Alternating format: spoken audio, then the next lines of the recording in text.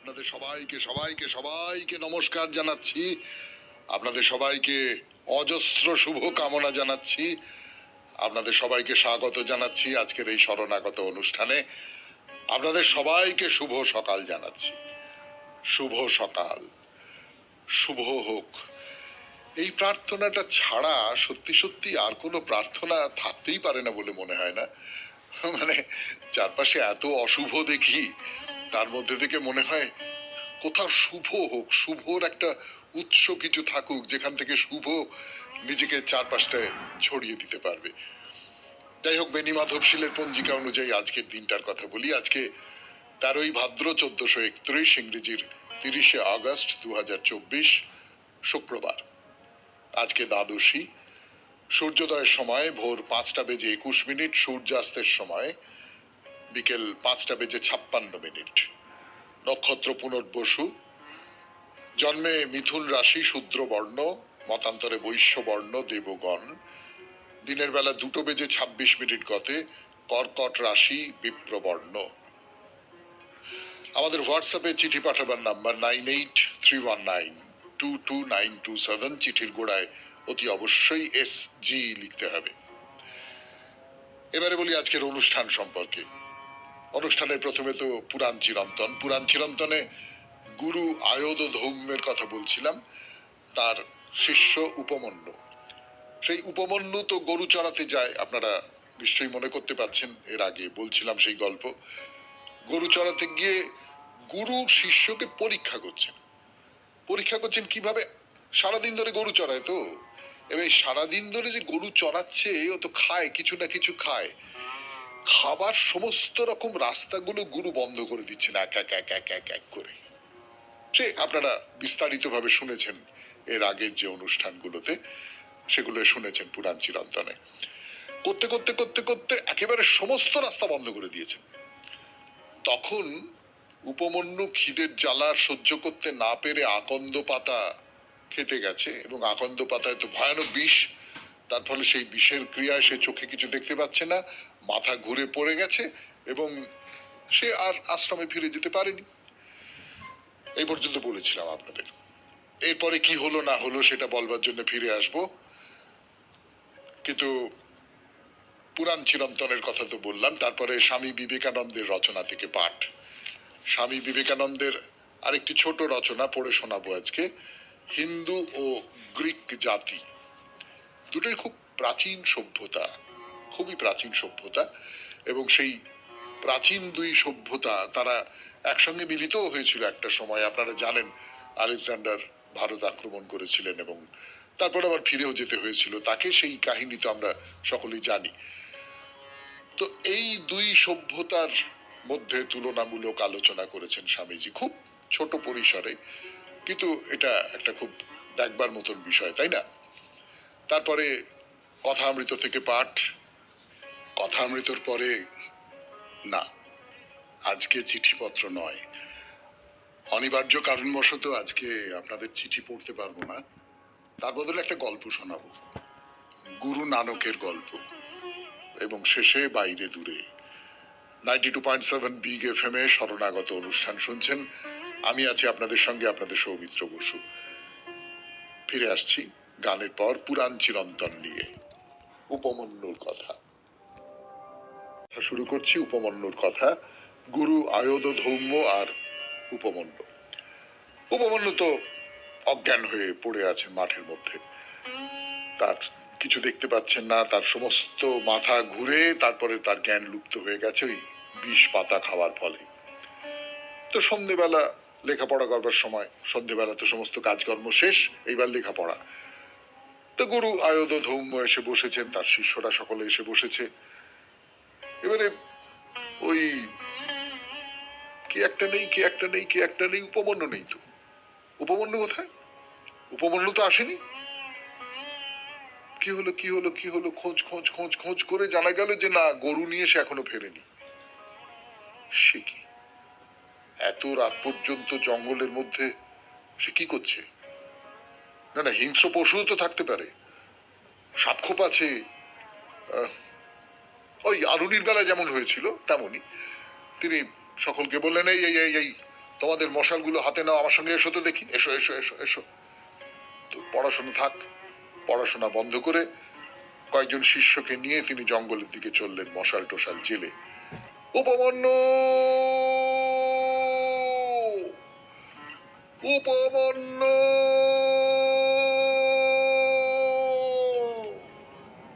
কোথায় তুমি?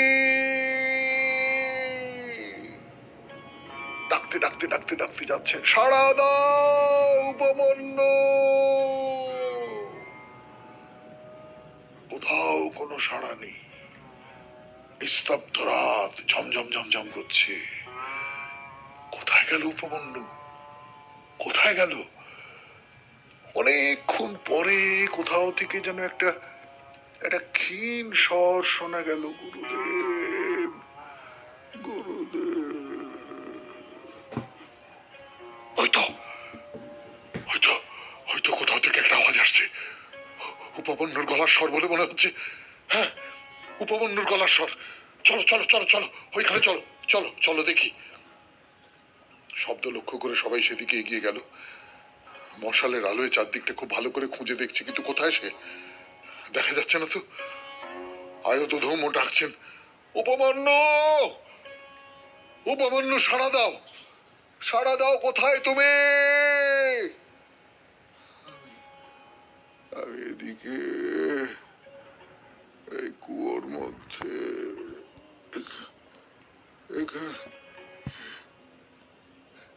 কুয়োর মধ্যে আলো নিয়ে সবাই ছুটে গেল সেই কুয়োর দিকে।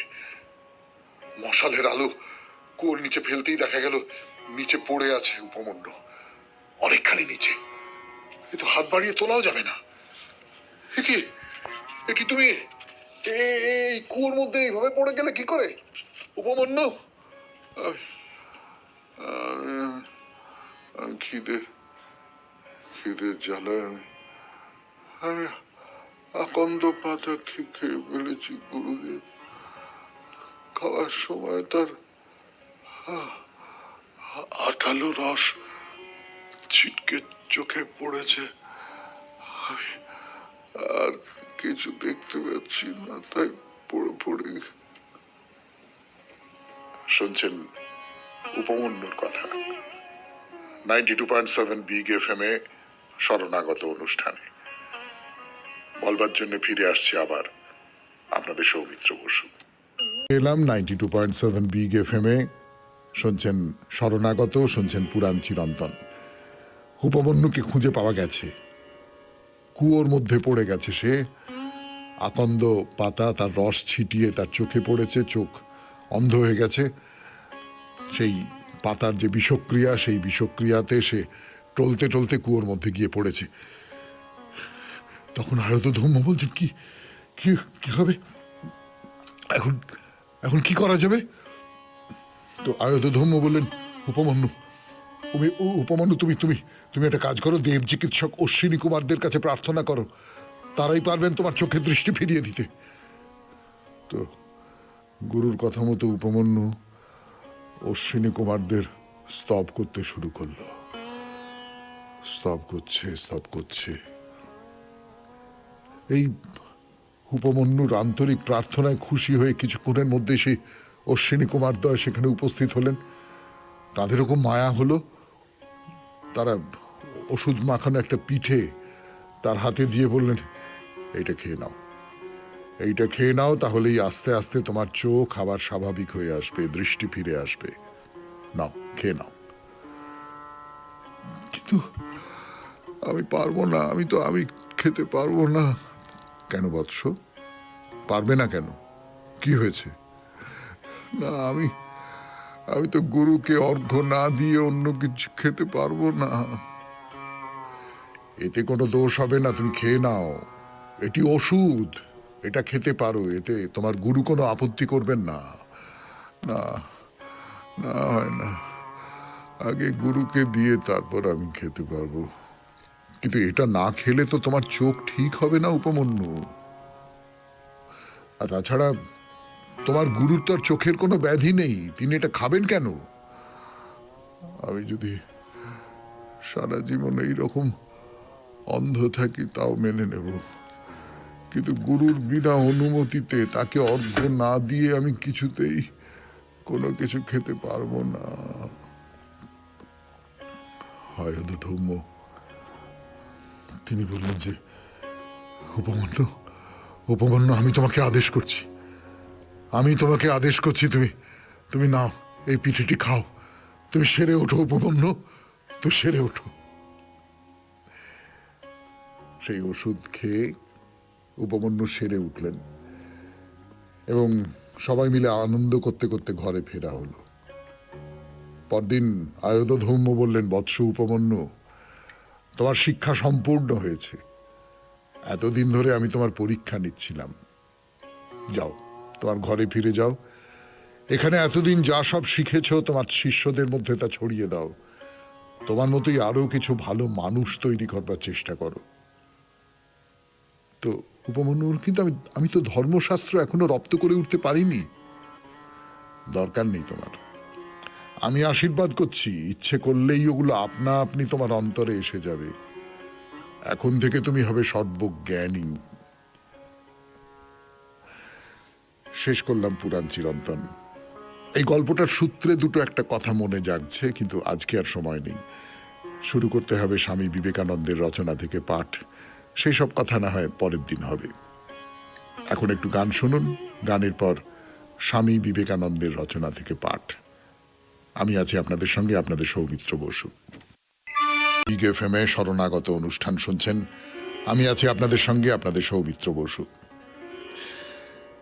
হিন্দু ও গ্রিক জাতি, স্বামী বিবেকানন্দের রচনা থেকে পড়ে শোনাই ছোট্ট লেখা। তিনটি পর্বত মানুষের অগ্রগতির সাক্ষী রূপে দণ্ডায়মান, হিমালয় ভারতীয় আর্য সভ্যতার, সিনাই হিব্রু সভ্যতার, অলিম্পাস গ্রিক সভ্যতার। আর্যগণ ভারতে প্রবেশ করিয়া ভারতের গ্রীষ্মপ্রধান আবহাওয়ায় অবিরাম কর্ম করিতে সক্ষম হইল না, সুতরাং তাহারা চিন্তাশীল ও অন্তর্মুখ হইয়া ধর্মের উন্নতি সাধন করিল। তাহারাই আবিষ্কার করিল যে মানব মনের শক্তি সীমাহীন, অতএব তাহারা মানসিক ক্ষমতা আয়ত্ত করিবার চেষ্টা করিল।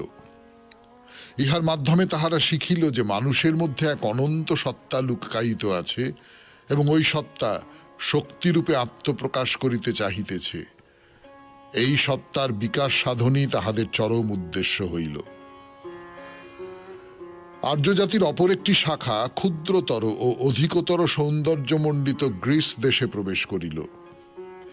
গ্রিসের আবহাওয়া ও প্রাকৃতিক অবস্থা অনুকূল হওয়ায় তাহাদের কার্যকলাপ বহির্মুখ হইয়া পড়িল এবং এইরূপে তাহারা বাহ্য শিল্প ও বাহিরের স্বাধীনতার বিকাশ সাধন করিল। গ্রিক জাতি রাজনৈতিক স্বাধীনতা অনুসন্ধান করিয়াছিল, হিন্দুগণ সর্বদাই আধ্যাত্মিক মুক্তি অন্বেষণ করিয়াছে। উভয় পক্ষই একদেশদর্শী।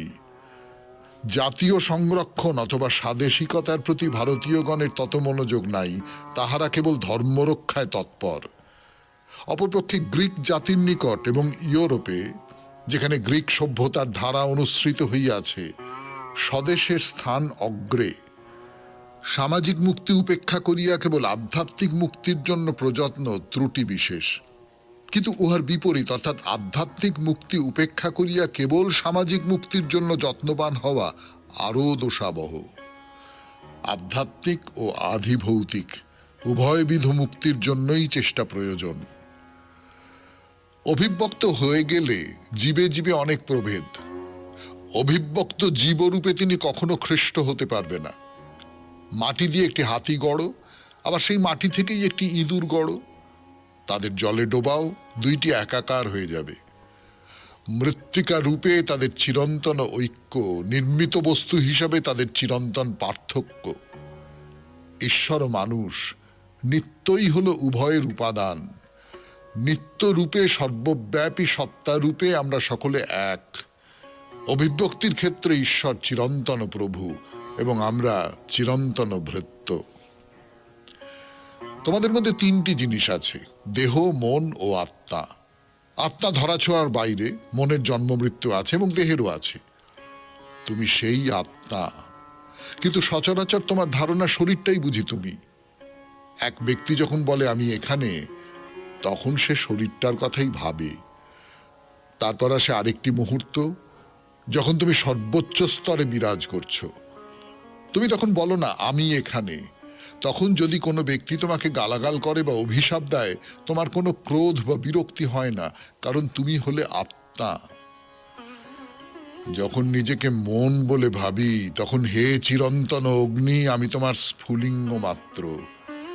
আর নিজেকে যখন আত্মা বলে অনুভব করি, তখন তুমিও আমি অভেদ। এক ভক্ত বলেছিলেন ঈশ্বরকে উদ্দেশ করে। তাহলে মন আত্মার অগ্রবর্তী হয় কি করে? ঈশ্বর যুক্তি বিচার করেন না। যদি সত্যই জানো, তবে যুক্তি বিচার করবে কেন? গোটা কতক তথ্যকে জানবার জন্য এবং তার ভিত্তিতে কতকগুলি সাধারণ নিয়ম দাঁড় করাবার জন্য আমরা যে কীটের মতো সন্ধান করে ফিরছি, সেই চেষ্টায় গড়ে ওঠা সমস্ত জিনিসগুলি আবার ভেঙে পড়ে যাচ্ছে। এসবই আমাদের দুর্বলতার চিহ্ন। মন ও যাবতীয় বস্তুর উপর আত্মা প্রতিফলিত হয়। আত্মার আলো কি মনকে চেতনায় স্পন্দিত করে। সবকিছুই আত্মার প্রকাশ। মনগুলি অসংখ্য দর্পণের মতো। যাকে তোমরা ভালোবাসা, ভয়, ঘৃণা, পুণ্য বা পাপ বলো, সবকিছুই আত্মার প্রতিফলন। প্রতিফলকটি নিম্ন স্তরের হলে প্রতিফলনও ভালো হয় না। শুনলেন স্বামী বিবেকানন্দের রচনা থেকে পাঠ 92.7 বিগ এফএম এ শরণাগত অনুষ্ঠানে। এরপর গানের পর কথামৃত। কথামৃত থেকে পাঠ 92.7 বিগ এফএম এ শরণাগত অনুষ্ঠান শুনছেন। আপনাদের সৌমিত্র বসু এইবারে আপনাদের শোনাবে কথামৃত থেকে।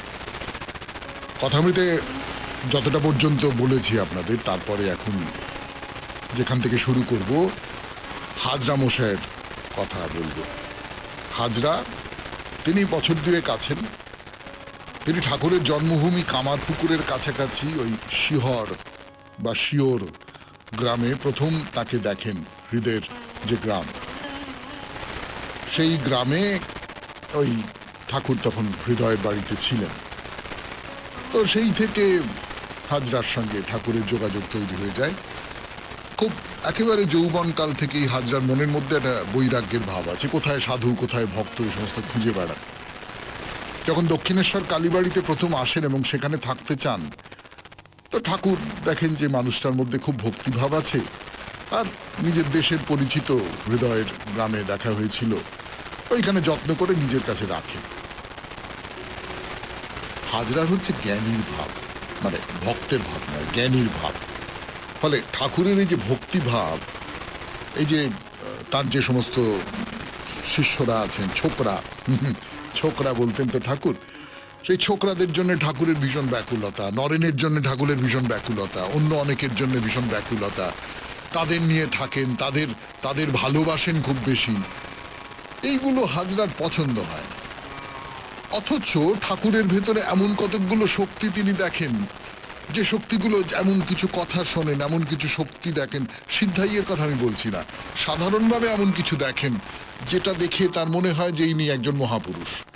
আর কখনো কখনো মনে হয় যে না না না, এই তো এমনি একটা লোক। মানে এই নিয়ে হাজরা ঠাকুরের ব্যাপারে বেশ খানিকটা দোলাচলের মধ্যে রয়েছে। তো তিনি ওই ঠাকুরের ঘরের দক্ষিণ পূবের বারান্দায় থাকেন, সেখানে মালা নিয়ে অনেক জপ টপ করেন, এবং রাখাল বা অন্যান্য ভক্ত যারা বেশি জপ করেন না, তাদের নিন্দে করেন লোকের কাছে। খুব আচার মানেন, নিয়ম কানুন আচার এই সমস্ত খুব মানেন। মানে আচার আচার আচার আচার করতে করতে এক ধরনের সূচিবাহী হয়েছে। বছর 38 বয়স হবে। এই কথামৃতে তার পরিচয় দিচ্ছেন মাস্টারমশাই। তার মানে একজন মানুষ যিনি জ্ঞানের পথে ঈশ্বরের আরাধনা করতে চান, যিনি খুব বেশি করে আচার বিচার মানেন। কিন্তু জ্ঞানের পথ আর ভক্তির পথের মধ্যে যে তফাৎ, সেই তফাতের কথা আমরা বলেছিলাম, যে ভক্তি যখন আসে একটা উন্মাদ স্রোতে সেসব ভাসিয়ে নিয়ে চলে যায়, তখন আর ওই আচার বিচার অমুক তমুক ইত্যাদি ইত্যাদি এই সমস্ত কিছু খেয়ালই থাকে না। কিন্তু হাজরা ওই ভক্তির পথের পথিক নন। তা এই তিনি ঠাকুরের কাছে এসেছেন। তা ঠাকুর শ্রী রামকৃষ্ণ পরমহংসদেব তিনি বলছেন যে তুমি যা করছো তা ঠিক, কিন্তু ঠিক ঠিক হচ্ছে না। কেন হচ্ছে না? বলছেন কারণ নিন্দে করো না, নিন্দে করো না, পোকাটিরও না। তুমি নিজেই তো বলো লোমস মুনির কথা, যেমন ভক্তি প্রার্থনা করবে তেমনি ওটাও বলবে যেন কারণ নিন্দে না করি। নিন্দে করাটা খারাপ কেন বলুন তো? আমার নিজের একটা কথা মনে হয়, সেটা হচ্ছে যে মুহূর্তে আপনি নিন্দে করছেন সেই মুহূর্তে আপনি কিন্তু নিজেকে একটা উচ্চাসনে বসাচ্ছেন। না, আমি ওর মতো না, আমি ওর মতো বক বক করি না, আমি ওর মতো চুপ করে থাকি না, আমি ওর মতো মেকে মেকে হাঁটি না, যা হোক কিছু। এই যে নিজেকে আর পাঁচজনের থেকে উঁচুতে বসানোর মধ্যে একটা অহংকে প্রশ্রয় দেওয়া আছে না? শুনছেন কথামৃত থেকে পাঠ, 92.7 বিগ FM এ শরণাগত অনুষ্ঠানে আমি আছি আপনাদের সঙ্গে, আপনাদের সৌমিত্র বসু। ফিরে আসছি গানের পর।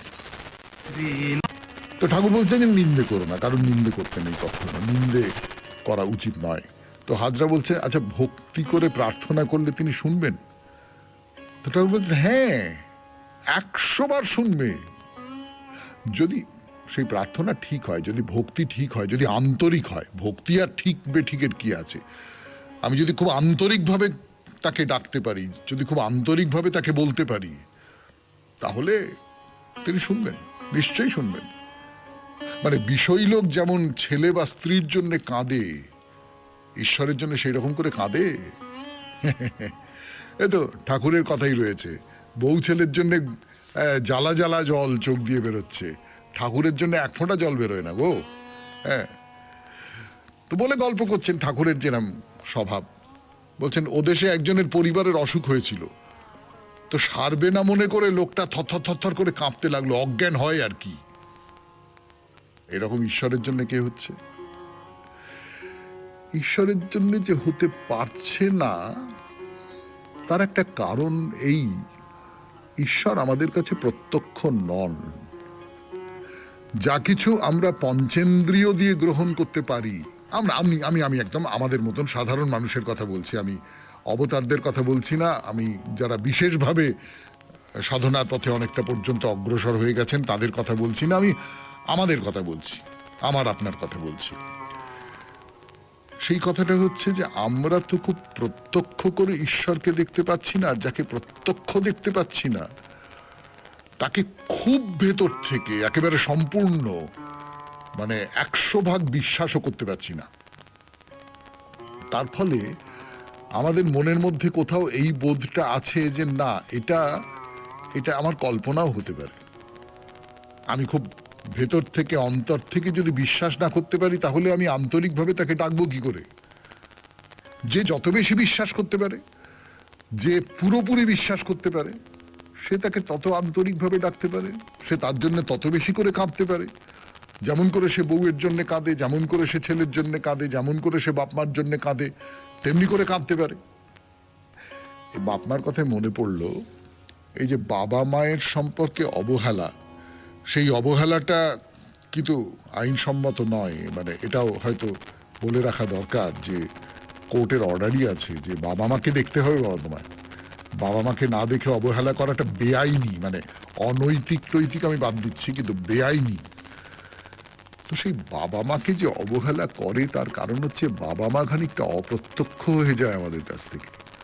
সে বুড়ো মানুষ এক কোণে পড়ে আছে, আমার জীবনে তার আর কোনো ভূমিকা নেই, তার যা ভূমিকা ছিল সেটা হয়ে গেছে। তার ফলে এই যে অপ্রত্যক্ষ হয়ে পড়ে, তার ফলেই বাবা মা আমার মন থেকে খানিকটা অদৃশ্য হয়ে যায়। আমি আর তার জন্য আন্তরিকভাবে প্রার্থনা করতে পারি না, তার জন্য আন্তরিক হতে পারি না। শুনছেন কথামৃত থেকে পাঠ, এবং তাই নিয়ে দুটো চারটে কথা বলা 92.7 বিগ FM এ শরণাগত অনুষ্ঠানে। ফিরে আসছি গানের পর। FM এ শরণাগত অনুষ্ঠানে যে এই যে প্রত্যক্ষতা, ঈশ্বরকে প্রত্যক্ষভাবে দেখা, অনুভব করা এবং সেই কারণে ব্যাকুলতা তৈরি হওয়া, এইটা তো হচ্ছে না। তা শুনে হাজরা ঠাকুরের পায়ের ধুলো নিচ্ছে। তো ঠাকুর এই কি করছো, কি করছো, এগুলো কি? তো হাজরা বলছে যে যার কাছে আমি রয়েছি তার পায়ের ধুলো নেব না? তো ঠাকুর বলছেন যে ঈশ্বরকে তুষ্ট করো, সকলেই তুষ্ট হবে। তসমিন তুষ্টে জগৎ তুষ্টাম। ঠাকুর যখন দ্রৌপদীর হাঁড়ির সাক্ষ্যে বললেন আমি তৃপ্ত হয়েছি, তখন জগৎ শুদ্ধ লোক তৃপ্ত, হেউ ঢেউ হয়েছিল। কই মুনিরা খেলে কি জগৎ তুষ্ট হয়েছিল, হেউ ঢেউ হয়েছিল? তার মানে তাকে যদি তুমি সন্তুষ্ট করতে পারো তাহলে সব ভালো হবে। এই যে ধরুন সকালবেলা শরণাগত অনুষ্ঠান শুরু করবার সময় আমি বলি যে শুভ সকাল, শুভ হোক, সব শুভ হোক, সব শুভ হোক। এই সব কিছুকে শুভ করবার ক্ষমতা তো আমারও নেই, আপনারও নেই, কারুর নেই, কোনো রাষ্ট্রনেতার নেই, কোনো মানুষের নেই। আছে যার, তাকে যদি তুষ্ট করতে পারি তাহলে আমার সব প্রার্থনা পূরণ হতে পারে, কিন্তু সেইটা করা খুব কঠিন। তো লোকশিক্ষার্থে কিছু কর্ম করো, তুষ্ট করো। বলছেন জ্ঞান লাভের পরেও লোকশিক্ষার জন্য পূজাদি কর্ম রাখে। আমি কালী ঘরে যাই, আবার ঘরের এই সমস্ত পট নমস্কার করি, তাই সকলে করে। তারপর অভ্যেস হয়ে গেলে যদি না করে তাহলে মন হুসফুস করবে। অর্থাৎ ভক্তির পথে যাও, জ্ঞানের পথে যাও এবং যাওয়াটা অভ্যাস করো। বটতলায় সন্ন্যাসীকে দেখলাম, যে আসনে গুরু পাদুকা রেখেছে তারই উপরে শালগ্রাম রেখেছে, পুজো করছে। তা আমি জিজ্ঞেস করলাম যদি এত দূর জ্ঞান হয়ে থাকে তবে পুজো করা কেন? সন্ন্যাসী বলল সবই করা যাচ্ছে, এও একটা করলাম। কখনো ফুলটা এপায়ে দিলাম, আবার কখনো একটা ফুল ওপায়ে দিলাম। অর্থাৎ আমি এই সবটা জানি, সবটা জেনে এটাও করলাম, আচারটাও মানলাম।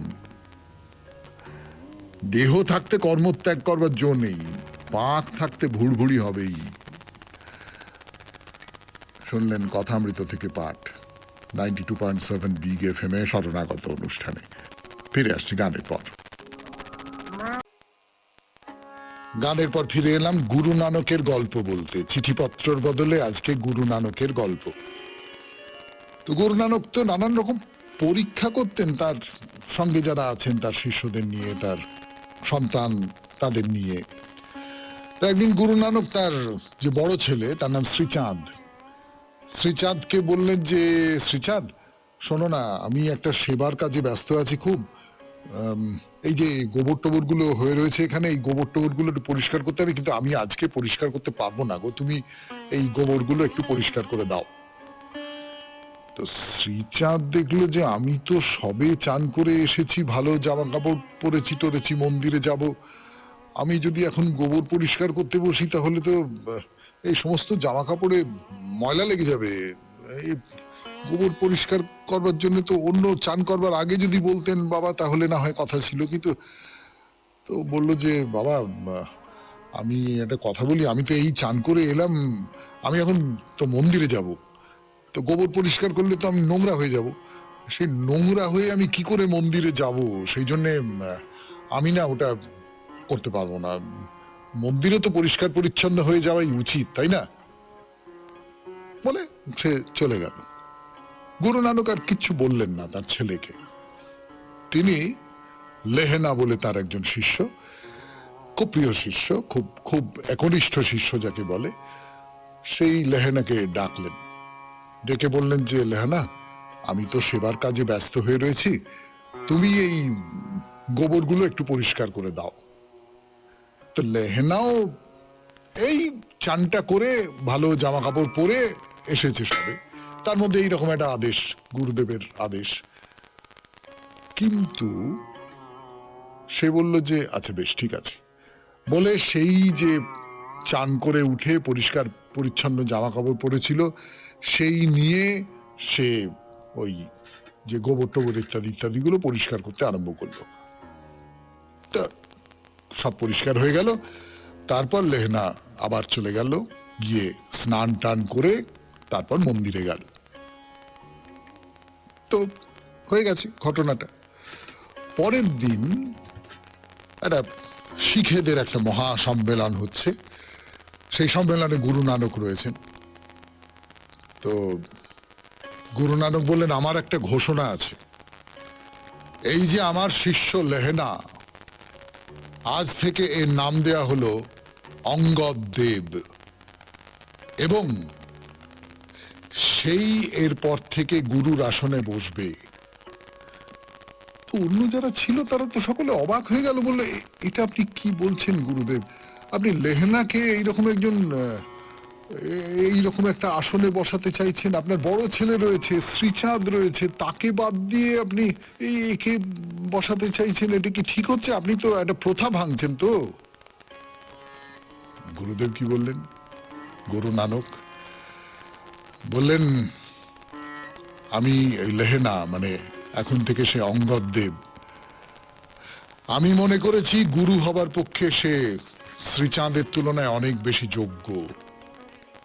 কারণ শ্রীচাঁদ ওই গোবর পরিষ্কার করাটাকে এড়িয়ে যাবার চেষ্টা করেছিল, ওই মন্দিরে যাব, পরিষ্কার জামা পরে যেতে হবে, এই সমস্ত বলে এড়িয়ে যাবার চেষ্টা করেছিল। যে মানুষ গোবর পরিষ্কার করবার ব্যাপারে এইরকম করে নিজেকে গুটিয়ে নেয়, পালাবার চেষ্টা করে, সে সমাজ পরিষ্কারের কাজ করবে কি করে? কিন্তু এই যে অঙ্গদ দেব, এ কিন্তু নেমে পড়লো গোবর পরিষ্কার করবার কাজে। তাই আমি মনে করেছি যে এই যথার্থ গুরু হবার উপযুক্ত, এবং গুরু নানক তাকেই ওই যে গুরুর সিংহাসন সেইখানে বসালেন। গল্পটা বাড়ি চমৎকার না? সত্যি তো, ছোটখাটো ময়লা পরিষ্কার করার ব্যাপারে যদি আমাদের সংকোচ থাকে, তাহলে মনের যে বড় ময়লা, হৃদয়ের যে বড় ময়লা, আমার রিপুর যে বড় ময়লা, সেগুলো আমি পরিষ্কার করব কি করে? শুনলেন গুরু নানকের কথা চিঠিপত্রের বদলে 92.7 বিগ এফএম এ শরণাগত অনুষ্ঠানে। এরপর গান, গানের পর বাইরে দূরে। গানের পর এবার বাইরে দূরে 92.7 বিগ এফএম এ শরণাগত অনুষ্ঠান শুনছেন। আমি আছি আপনাদের সঙ্গে, আপনাদের সৌমিত্র বসু। তাহলে সমুদ্র পার হয়ে আন্দামান আমাদের এইবারের গন্তব্য। আন্দামান অবশ্য ধর্মস্থানের জন্য বিখ্যাত নয়, বিখ্যাত তার প্রাকৃতিক সৌন্দর্যের জন্য।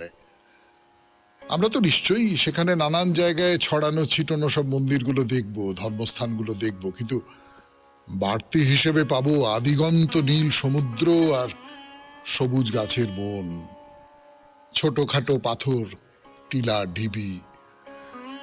মনে আছে তপন সিংহের সেই সবুজ দ্বীপের রাজা ছবিটার কথা? যারা দেখেছেন তারা তো নিশ্চয়ই মনে করতে পারবেন এই অসামান্য সুন্দর আন্দামান নিকোবরকে। কি মনটা উসখুস করে উঠছে তো? বেশ, তাহলে চলুন যাওয়া যাক। কোন সময়ে যাব, না মানে কোন সময়ে আন্দামান যাওয়াটা ঠিক হবে? হিসেব মতো অক্টোবর থেকে মে হলো আদর্শ সময়, বিশেষ করে শীতের সময়টা।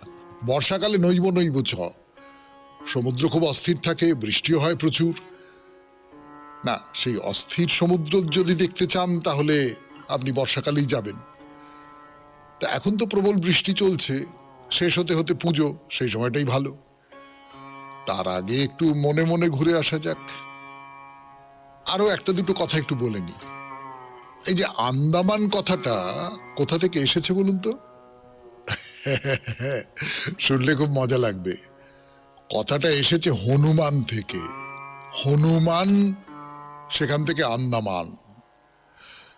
হনুমান এক লাফে সমুদ্র পার হয়েছিলেন তো? না, সে অন্যদিকে লঙ্কাপুরীতে, কিন্তু সেই সমুদ্র লঙ্ঘনের স্মৃতি কোনোভাবে এই নাম দেবার পেছনে কাজ করেছিল কিনা আমি বলতে পারবো না।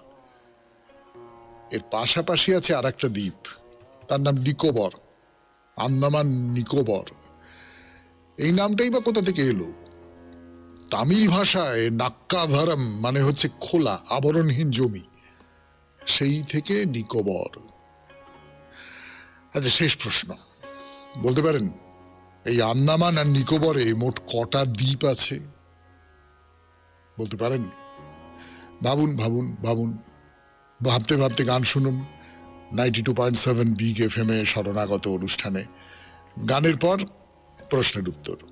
আমি আছি আপনাদের সঙ্গে, আপনাদের সৌমিত্র বসু। বলে তো এখানে মোট কটা দ্বীপ আছে? উত্তরটা এবার দিয়ে দিই। মোট 836টা দ্বীপ নিয়ে এই আন্দামান নিকোবর। না না, ভুল শোনেননি, 836টা দ্বীপ।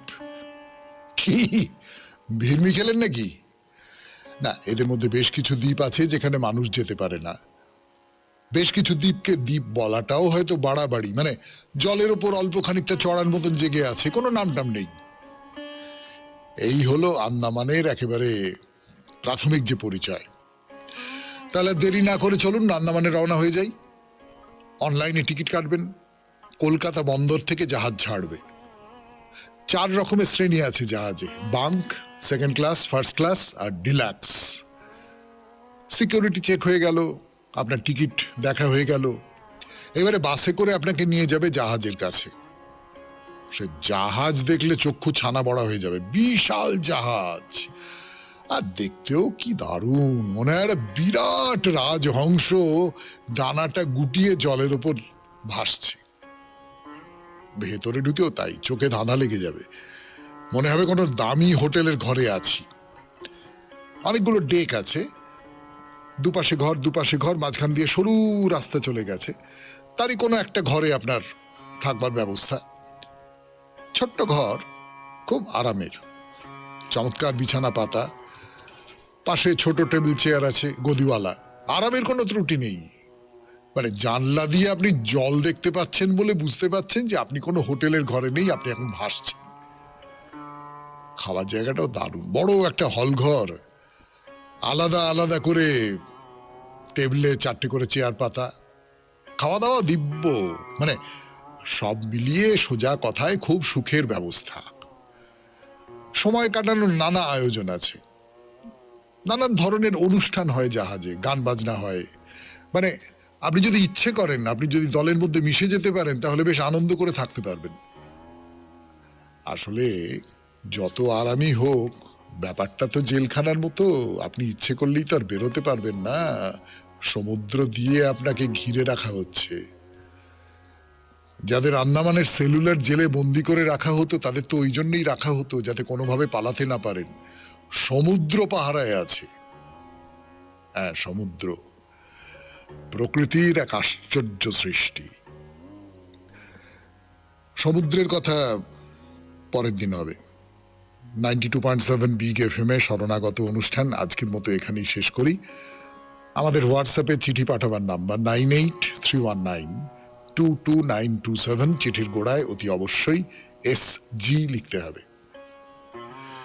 কবিতা দিয়ে শেষ, তাই তো? বেশ, পড়া যাক কবিতা।